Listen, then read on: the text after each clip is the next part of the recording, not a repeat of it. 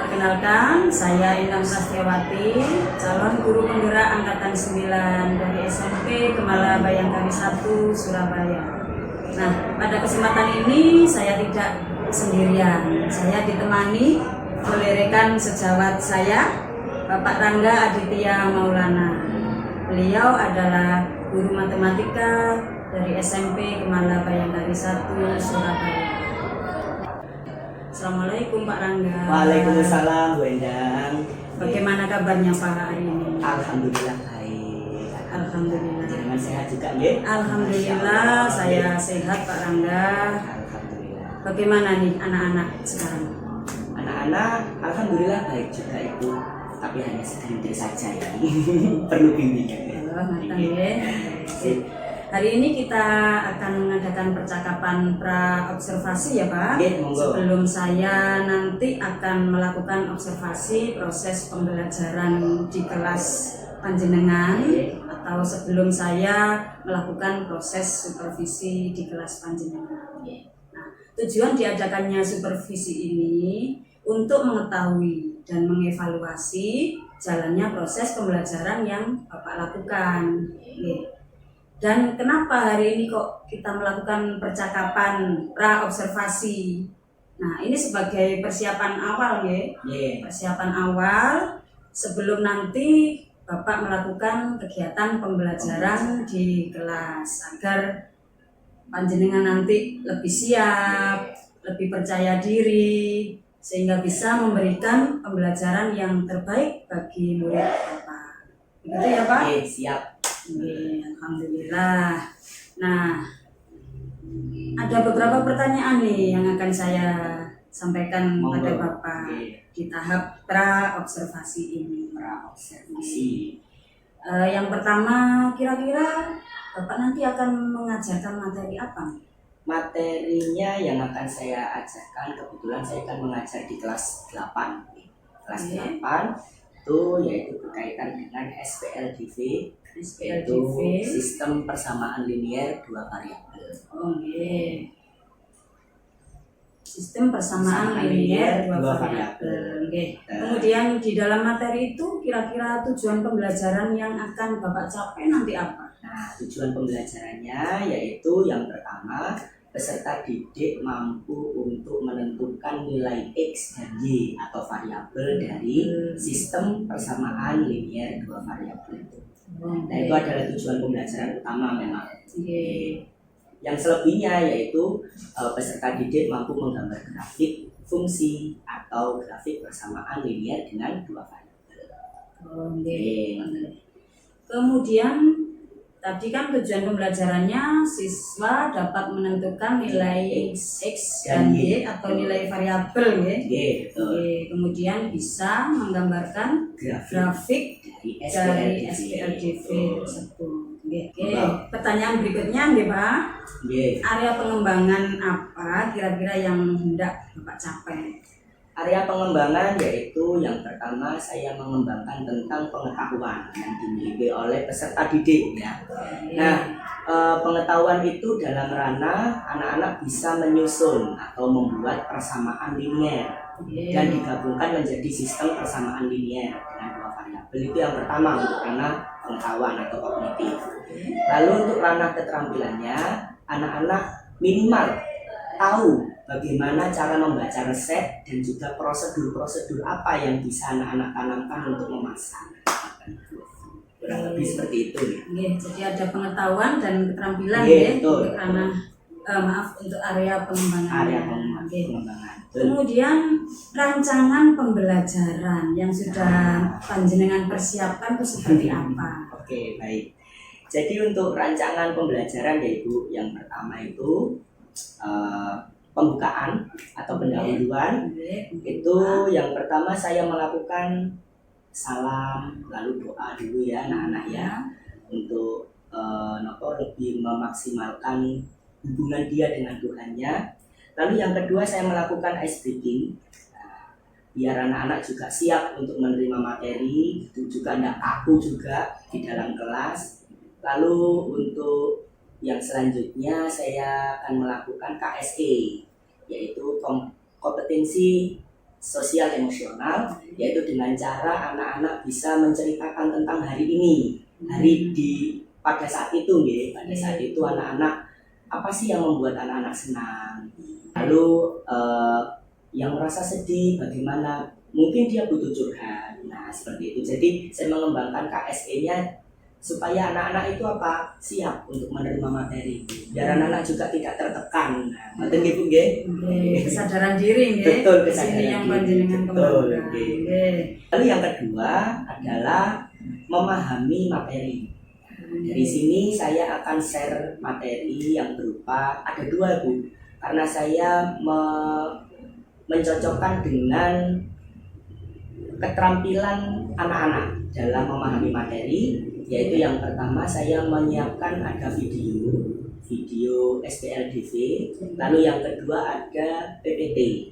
Nah, itu saya akan share pada malam hari atau ya satu hari H-1 sebelum saya melakukan pembelajaran SPLDV itu, biar anak-anak juga ada isinya juga nanti dan juga bisa tahu oh ini secara pasaran saja, oh materi yang akan saya pahami itu seperti ini.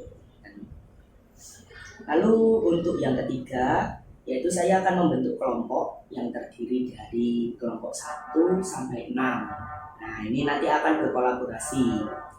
Nah, jadi nanti di antara kelompok 1 sampai 6 ini kelompok 1 dan juga 2. Kelompok 1 ini mewakili persamaan linier pertama. Lalu kelompok kedua mewakili persamaan linier kedua. Lalu untuk 3 dan 4, 5 dan 6 juga mengikuti seperti itu. Nah, lalu untuk yang selanjutnya, setelah anak-anak memasak sesuai resep yang saya siapkan, nah, lalu anak-anak berkumpul lagi untuk kolaborasi. Kelompok 1 dengan kelompok 2, nanti ketemu nih anak-anak. Nah, setelah itu akan membahas tentang cara mencari nilai X dan juga Y. Di sini yang diibaratkan X adalah harga 1 gram tepung ketan itu berapa, lalu untuk Y-nya adalah harga 1 gram dari gula. Itu bagaimana nanti caranya. Nah, sebelumnya saya siapkan dulu Ibu untuk hasilnya. Oh, harga 1 tepung itu harganya sekian, harga 1 gram gula itu harganya sekian. Jadi anak-anak nanti ketika dia benar untuk merancang SPLDV-nya dan juga menghitungnya juga benar, maka akan ketemu nilai X dan juga Y yang sesuai dengan yang saya share. Lalu untuk yang kelima yaitu menentukan nilai X dan Y dengan cara eliminasi atau model grafik. Jadi anak-anak bisa milih, terserah. Mungkin kesepakatan kelompok 1, 2, kamu milih mana? Oh, eliminasi, ya monggo silakan eliminasi. Kalau 3, 4 grafik, boleh. Jadi terserah anak-anak, saya bebaskan dan saya merdekakan. Mungkin untuk rancangan seperti itu. Untuk pertanyaan berikutnya nih Pak, ini media apa kira-kira yang nanti Bapak gunakan? Yang pertama tentunya ada media PPT, lalu yang kedua ada media alat-alat masak, itu kan juga media. Lalu yang ketiga ada LKPD yang saya siapkan. Jadi LKPD itu isinya tentang tuntunan anak-anak untuk mengerjakan dan menemukan nilai X dan juga Y dari permasalahannya itu. Jadi anak-anak bisa dituntunnya itu LKPD. Ya itu saja Ibu. Jadi medianya tadi ada PowerPoint, alat-alat masak, alat masaknya, dan juga LKPD. Betul.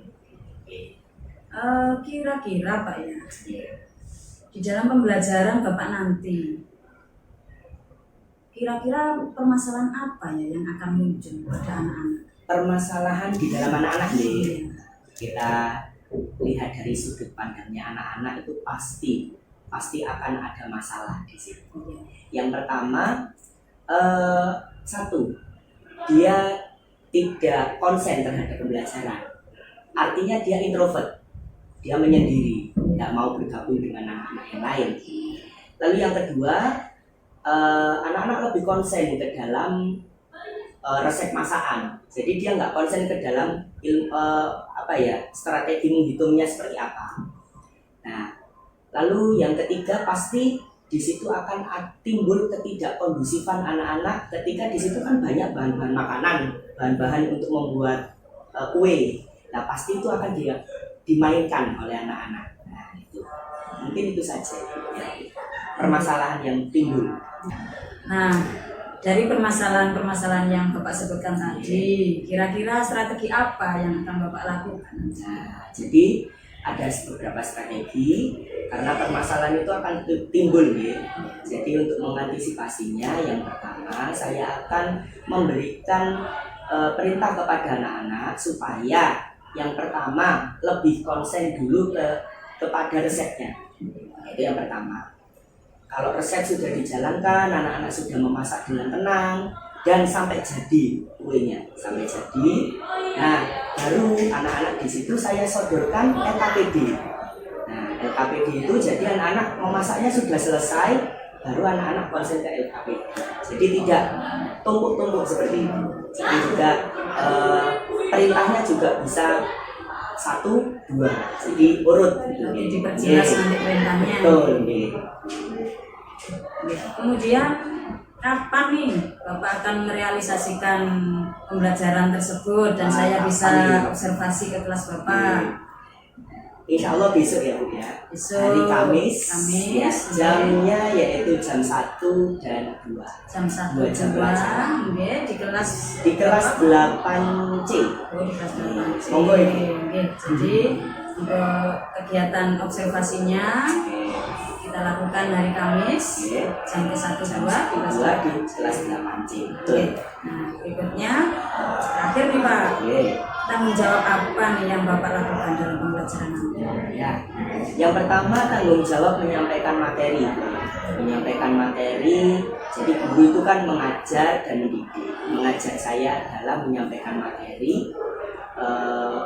Lalu kemudian membimbing anak-anak yang ada di dalam kelompok itu biar mereka tidak bingung.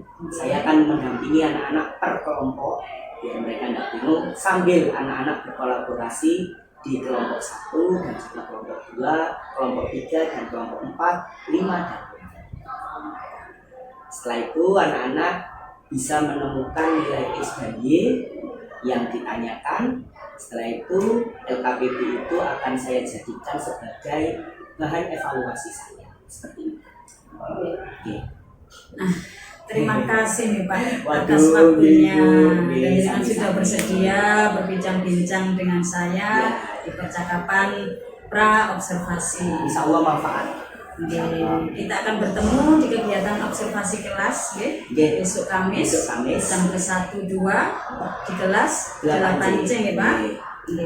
Nah, demikian percakapan pra observasi yang kami lakukan. Sampai bertemu kembali di kegiatan observasi kelas dan pasca observasi. Assalamualaikum warahmatullahi wabarakatuh.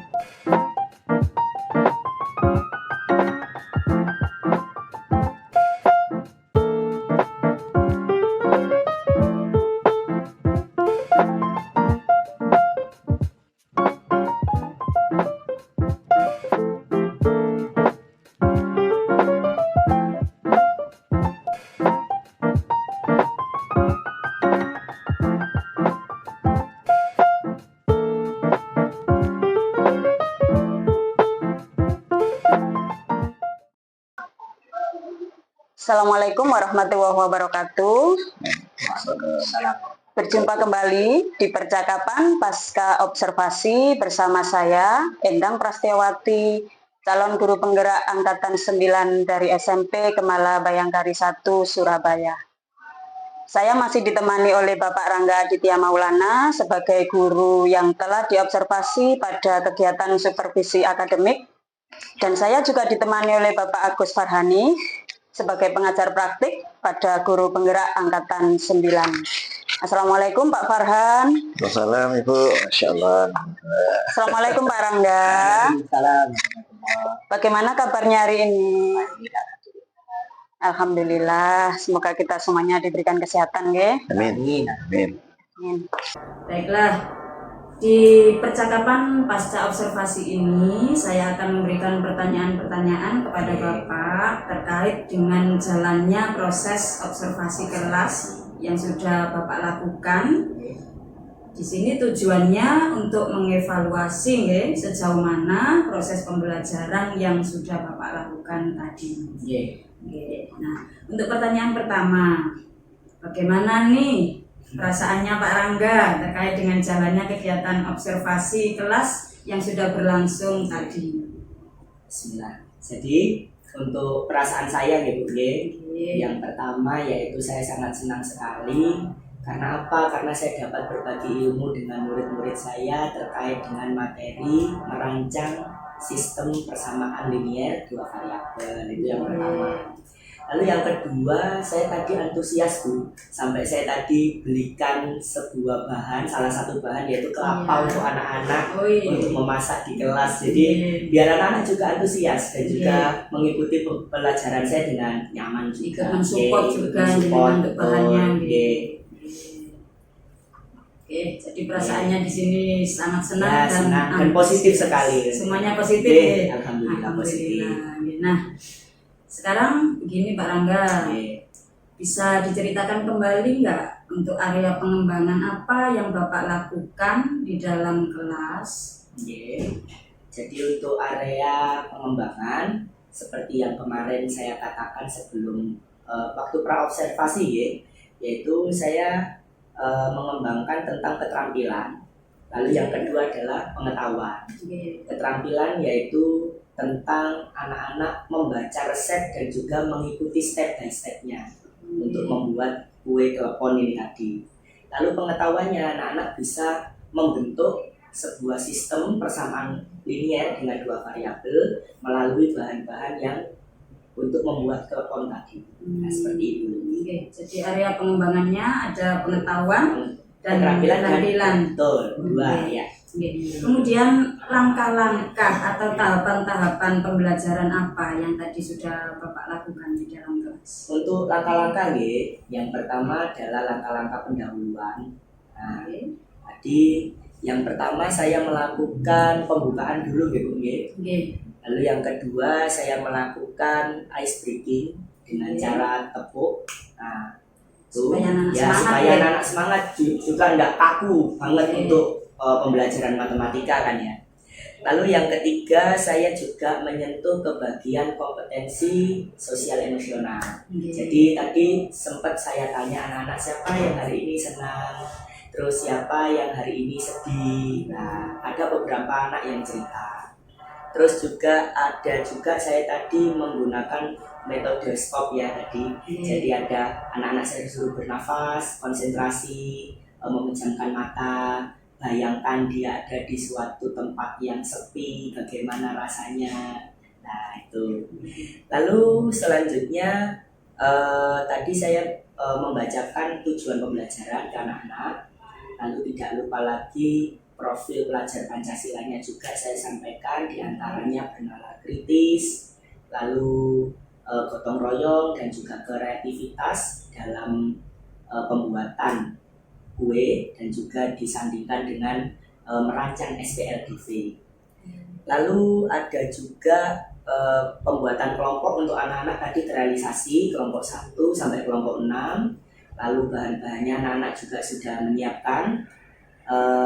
LKPD juga saya sudah menyinggung di situ dan tersentuh, dan ini salah satu contohnya LKPD-nya Ibu, jadi sudah terrealisasi untuk anak-anak dan juga sudah dijawab. Berhasil Dan menjawab berhasil, ya, ya, anak-anak. alhamdulillah. Dan untuk nilai X dan juga Y yang saya ibaratkan tadi, kan tadinya kan abstrak, X Iya. itu abstrak, Y itu abstrak. Saya gunakan supaya menjadi konkret. Oke. Nah, X saya ibaratkan sebagai tepung ketan, lalu Y saya ibaratkan sebagai gula merah. Jadi alhamdulillah tadi anak-anak sudah menghitung dengan cara eliminasi. Karena tadi saya kan kemarin saya sampaikan ke anak-anak boleh memakai metode eliminasi atau grafik. Ternyata anak-anak milih yang eliminasi. Nah, itu kan terserah anak-anak juga nih. Iya, Jadi kebebasan ya, ya. diberi kebebasan, intinya seperti itu kan, merdeka belajar. Oke. Nah, ternyata nilai X-nya ketemu anak-anak per gramnya, ternyata hasilnya untuk tepungnya Rp200 dan juga untuk per gram gulanya ketemunya adalah Rp500. Jadi itu alhamdulillah sangat terrealisasi Bu untuk pembelajaran kali ini. Oke, berarti berjalan sangat baik ya Pak. Alhamdulillah. Oke. Nggih. Kembali ke area pengembangan tadi, nggih. Nggih. Tadi kan pengetahuan dan Dan keterampilan, keterampilan, nggih. betul. Nah, sejauh mana nih area pengembangan yang Bapak sampaikan tadi? Apakah sudah berhasil dilakukan di dalam kelas? Nah, oke. Saya jelaskan dulu dari yang keterampilan dulu ya Bu. Nggih. Nah, untuk keterampilan anak-anak dalam segi membaca resep tadi itu masih ada kalang kabutnya juga nih. Ada yang masih kebingungan, Pak ini setelah ini diapakan? Oh ini setelah ini diapakan? Jadi masih ada yang tanya-tanya. Itu satu. Mulai urutan kerja Ya, ya. urutan kerja. Padahal kan sudah saya kasih LCD di situ ya Bu ya. Iya. Slide-nya sudah ada dan terpampang nyata di depan. Iya. Tapi untuk jadinya, jadi anak-anak kuenya juga banyak yang enak. Cuma ada beberapa kelompok tadi yang kuenya bantat. Jadi gimana ya, mungkin ngerebusnya kurang lama atau bagaimana, atau belum terapung dia sudah diangkat, saya juga belum tahu. Nah di situ tadi anak-anak tapi sudah berusaha dengan semaksimal mungkin ya, tapi kekurangannya itu saja untuk keterampilan ya. Lalu untuk pengetahuan tadi ada beberapa kelompok, mayoritas ya di sini. Kalau saya tadi mengamati kelompok 1, 2, dan 3 itu mereka terpecah Bu. Jadi ada yang mengerjakan memasak, lalu ada yang mengerjakan LKPD. Jadi di sini dibagi dua, nggak konsen akhirnya di situ. Nah, akhirnya rame itu. Iya. Jadi yang mengerjakan itu hanya anak-anak yang mau mengerjakan LKPD, lalu yang memasak ya buku dengan masaknya sendiri, ya itu yang saya evaluasi. Insya Allah dari situ kekurangannya. Tapi untuk pengetahuannya anak-anak sudah mampu menentukan nilai X dan Y, itu yang saya garis bawahi. Sudah tercapai. Sudah tercapai walaupun belum maksimal. Nah, berarti ini tadi sudah berjalan dengan baik, tapi masih ada kekurangan begitu. Betul. Nah, menurut Bapak, apa sih kekurangannya atau kendala-kendala yang dihadapi tadi saat proses pembelajaran dalam kelas tadi? Jadi untuk kendalanya Ibu, kendalanya tadi ada satu anak tadi yang dia tidak merespon sama sekali pembelajaran saya tadi. Jadi teman-temannya itu pada ngumpul semuanya untuk memasak, untuk mengerjakan LKPD, kolaborasi dengan kelompok yang lain, tapi dianya hanya diam, termenung begini saja. Ya, saya tanya tadi, Le kenapa? Kebetulan laki-laki ya anaknya. Le kenapa? Enggak apa-apa Pak, sakit ah? Enggak. Loh, kenapa kok enggak ikut ke anak-anak? Iya Pak, nanti. Ayo segera ya sih.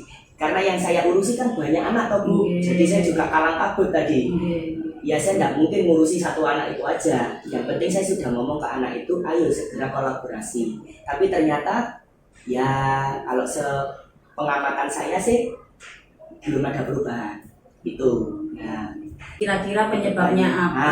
Penyebabnya. Tadi ada kendala seperti yang disampaikan tadi. Jadi yang anak yang termenung tadi, yang tidak aktif. Nah, apa itu penyebabnya itu kira-kira kok bisa terjadi dari internal mungkin Bu. Karena biasanya anak itu enggak seperti itu. Biasanya anak itu aktif di dalam kelas, itu aktif ketika saya menerangkan, terus berkolaborasi dengan kelompok-kelompok itu biasanya di bab-bab lain itu aktif sekali. Selalu aktif. Nah, di sini saya ada dua nih. Mungkin anak ini lagi sakit atau lagi ada masalah keluarga, itu yang pertama. Lalu yang kedua, dia kurang minat di bab ini. Kurang minat di Mungkin ya, kemungkinan. Iya. Karena bab-bab yang sebelumnya dia minat sekali. Tapi kenapa kok di bab yang ini kok tidak minat gitu maksud saya. Oke. Mungkin seperti itu. Oke. Nah, Nggih. kaitannya dengan ada murid yang mungkin tidak Mungkin, minat. nggih. Kira-kira rencana Pak Rangga ke depannya seperti apa Ya. supaya nanti proses pembelajarannya itu akan lebih bagus lagi sehingga semua anak bisa berminat di materi yang akan Bapak sampaikan. Terkait materi SPLDV ya gitu ya. Nah, saya tadi kan sudah melaksanakan pembelajaran menentukan penyelesaian SPLDV. Nah, itu dengan mengaitkan resep kue klepon. Nah, mungkin kedepannya saya akan milih resep-resep kue yang lain yang selain telepon dan lebih sederhana biar anak-anak juga bisa membaca resepnya dengan baik. Itu satu. Yang lebih Oke. sederhana. Lalu yang kedua adalah membuat praktik lain selain membuat kue yang bisa dikaitkan dengan SPLDV tapi yang lebih sederhana tentunya. Jadi anak-anak juga nanti bahannya juga membawanya tidak kebanyakan, bahan-bahannya juga terjangkau dan Simple begitu betul ya. simple, itu garis bawahnya simple dari situ. Simple. Ye. Supaya anak-anak berminat. Ye. Semuanya. Dan untuk minat anak yang tidak aktif, mungkin Oke. kedepannya saya akan melakukan pertanyaan-pertanyaan dulu, pendekatan dulu secara emosional ke anak itu. Mungkin dari pengamatan kan juga bisa ya sebelum pelajaran dimulai. Mungkin guru juga bisa mengamati, oh anak ini kenapa kok lesu ya, tadi mungkin kekurangannya itu. Memang sebagus-bagusnya pembelajaran kan pasti ada kurangnya gitu. Betul sekali. Oke. Nah, mudah-mudahan nanti yang Bapak rencanakan tadi dapat terrealisasi ya, Oke, sehingga amin. proses pembelajarannya akan lebih baik lagi dibandingkan dengan yang hari ini tadi.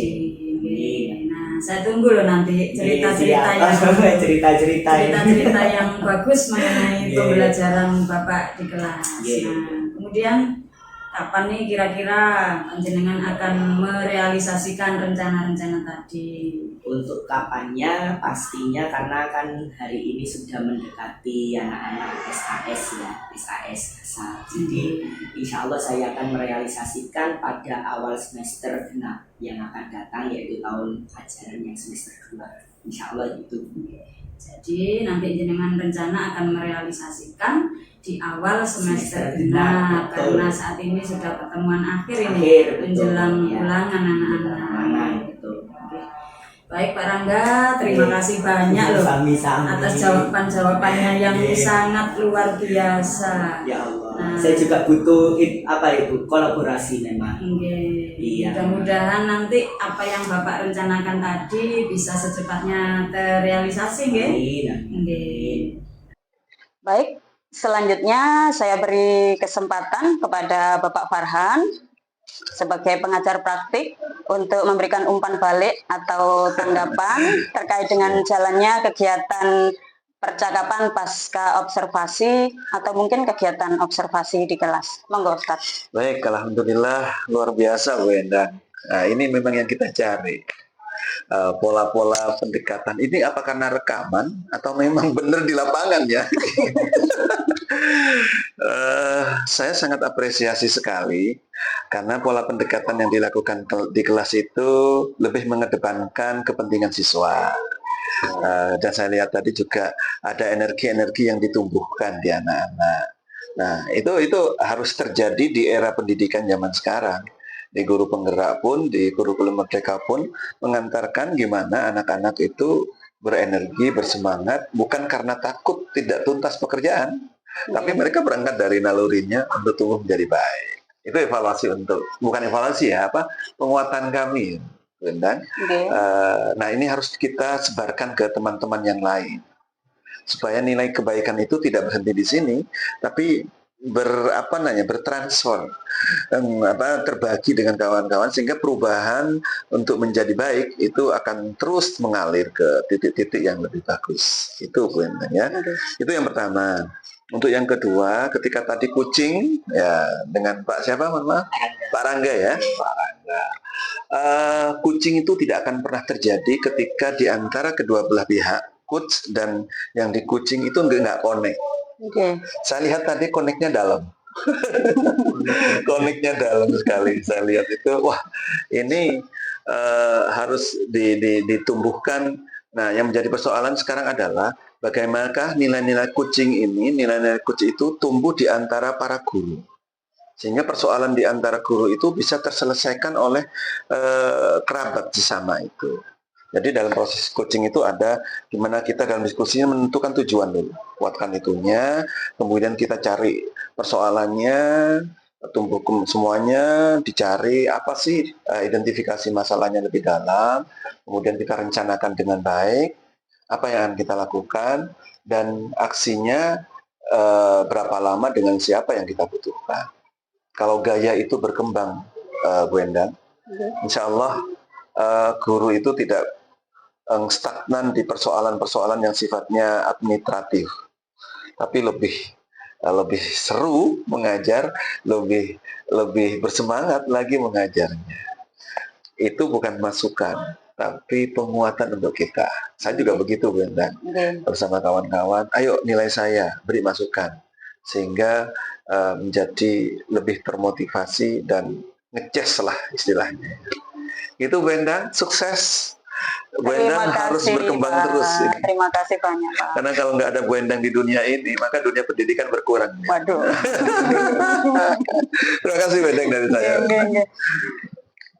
Baik Pak Farhan, terima kasih atas umpan baliknya, tanggapan-tanggapannya terkait dengan kegiatan pasca observasi kita hari ini. Baik, akhirnya rangkaian kegiatan supervisi akademik sudah selesai, dimulai dari kegiatan percakapan pra-observasi, observasi kelas, dan percakapan pasca observasi. Saya ucapkan terima kasih sebanyak-banyaknya kepada Bapak Farhan, kepada Bapak Rangga. Saya mengucapkan terima kasih kepada panjenengan berdua. Saya akhiri. Assalamualaikum warahmatullahi wabarakatuh. Waalaikumsalam warahmatullahi wabarakatuh.